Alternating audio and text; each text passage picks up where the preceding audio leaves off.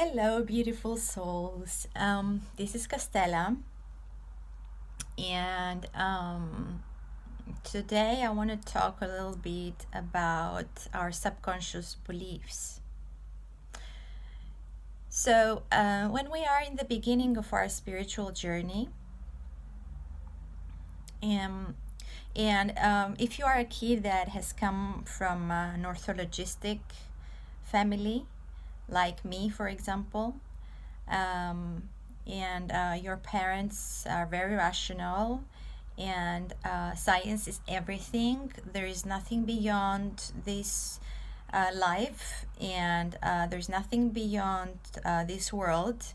When we die, we end up being eaten by worms, and there's nothing else that there is. Then it's difficult, probably, for many of us that started our spiritual journeys being brought up uh, by such families. It's difficult for us to really grasp that a thought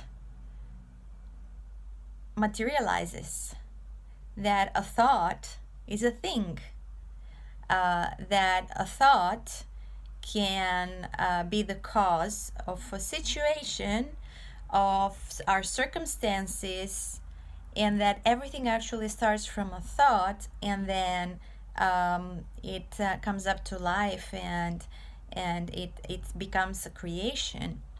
So I remember myself when I first starting digging deeper into these things, and starting reading books and The Secret and other books.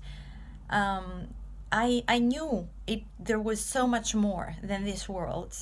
Um, I have been always connected, even though my parents didn't want me to understand, to understand more than that. They actually were very rational and very logical.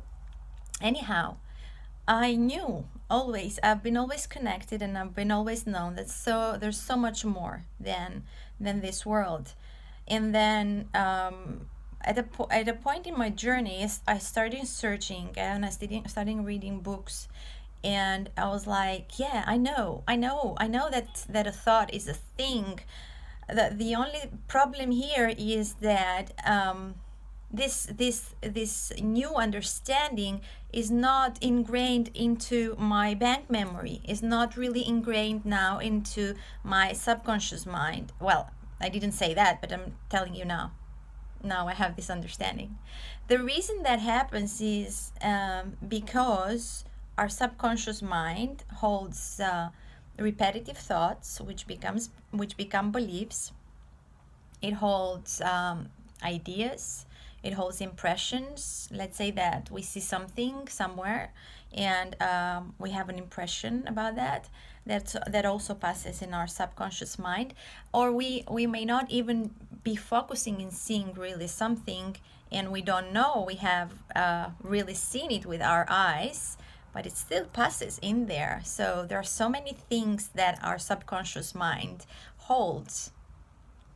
And now what happens is, if you, for example, were told by a teacher when you were a kid at school that you are stupid, what happens is that you start believing that you are stupid, and you're saying that to yourself and affirming that to yourself, and you end up believing that you are stupid. And as an individual, you do not develop your capabilities and possibilities as a unique being and expression of divinity, because you believe you're stupid. Now, little by little, when you come to an understanding, and you start substituting, because that's the way to do it. We're not fighting the old. We are actually replacing our false beliefs.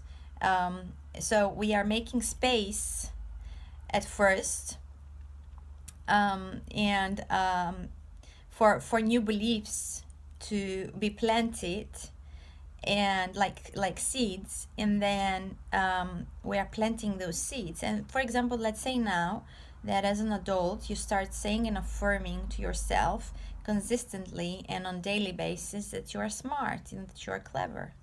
What happens is, little by little, you become that person, that smart person, that clever person that you thought you were not, just by replacing the false beliefs that you are holding all along in your subconscious mind. So, in other words, it is very important for us to be holding positive beliefs about ourselves, about the world, about other people. And the way that we can do that, the long way, is by replacing lots of our beliefs and being disciplined and consistent, and doing that with patience every day. There are other ways, of course. I very much like the theta healing. That's why I decided to become a practitioner, because when I experienced the instant shift of beliefs and my beliefs and ideas that I was holding, and I didn't know that they even were there, I said, yeah, I wanna teach others also, and I want other people to know how to do that as well. So that's why I wanted to talk a little bit about the subconscious and the importance of affirming. And what are affirmations? Are positive statements about ourselves, that we are beautiful, that we are smart, that we are healthy, that there is nothing we cannot do, that be or become, we can be anything, we can become, we can have everything. And so I would really urge you all that are in the beginning of the spiritual journey and are seeing my videos to start saying and affirming to yourself that you are already gorgeous, that it's your birthright to have abundance and prosperity, that you are beautiful, that you are a unique being. And standing in front of the mirror is very powerful. When you do that in front of the mirror and you can see in your own eyes and saying to yourself, you're gorgeous, you're important to me, you're confident, you can do anything, I love you. There's so much powerfulness into that. And I'll leave you with that. I love you all. I send you all so much love and so many blessings. And take care, everyone. And I will see you soon. Bye-bye.